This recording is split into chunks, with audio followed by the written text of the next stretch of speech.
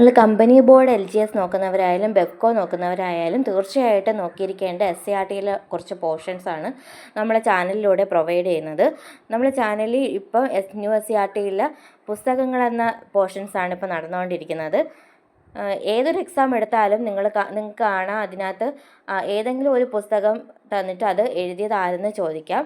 അപ്പം ന്യൂ SCERTയിലെ കുറച്ച് പുസ്തകങ്ങളാണ് ഇന്നത്തെ വീഡിയോയിൽ. അതും ചെറിയ കോഡൊക്കെ പറഞ്ഞുകൊണ്ടാണ് നമ്മൾ സ്റ്റാർട്ട് ചെയ്യുന്നത്. മൗനത്തിൻ്റെ മറുപുറം എഴുതിയത് ഉർവശി ബുഠാലിയയാണ്. ഇപ്പം നമ്മൾ മൗനമായിരിക്കുന്ന സമയത്താണെങ്കിൽ ഇപ്പോൾ ആ റൂമിൻ്റെ പുറത്തുകൂടി ഒരാൾ ബൂട്ടിട്ടുകൊണ്ട് പോവുകയാണെന്ന് കരുതുക. അപ്പം ബൂട്ടിട്ടുകൊണ്ട് പോകുമ്പോൾ നമുക്ക് വ്യക്തമായിട്ട് കേൾക്കാൻ സാധിക്കും അല്ലേ? ആ ഒരു രീതിക്ക് ഓർത്താൽ മൗനത്തിൻ്റെ മറുപുറം പുറത്ത് നിന്ന് കൂടി പോവുകയാണ്. അപ്പം എന്തിട്ടുകൊണ്ടാണ്? ബൂട്ടിട്ടുകൊണ്ട് ഉർവശി ബുഠാലിയ എന്ന് കിട്ടും.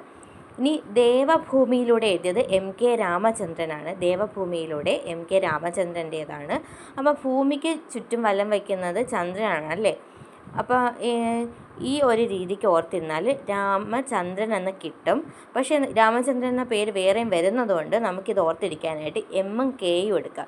M ഫോർ മൂൺ എന്നെടുക്കാം, K ഫോർ കറങ്ങുന്ന. അപ്പോൾ ഭൂമിക്ക് ചുറ്റും കറങ്ങുന്ന എന്ന് കിട്ടും. അപ്പോൾ MK രാമചന്ദ്രനാണ് ഉത്തരവെന്ന് കിട്ടും. എന്നാൽ ഇനി അടുത്തതെന്ന് പറയുന്നത് ഇന്നത്തെ യൂറോപ്പ് SK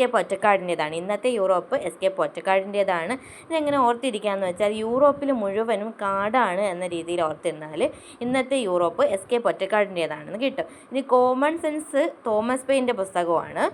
ഇതെങ്ങനെ ഓർത്തിരിക്കാമെന്ന് വെച്ചാൽ അല്പമെങ്കിലും കോമൺ സെൻസ് ഉള്ള ഒരു വ്യക്തി മറ്റൊരാളെ വേദനിപ്പിക്കത്തില്ല. മറ്റൊരാൾക്ക് പെയിൻ ഉണ്ടാകുന്ന ഒരു കാര്യവും ചെയ്യത്തില്ല അല്ലേ? അപ്പോൾ എന്താണ്? കോമൺ സെൻസ് ആരുടെയാണ്? തോമസ് പെയിനിൻ്റേതാണ്. ഇനി ഇന്ത്യ ഗാന്ധിജിക്ക് ശേഷം എന്നത് രാമചന്ദ്ര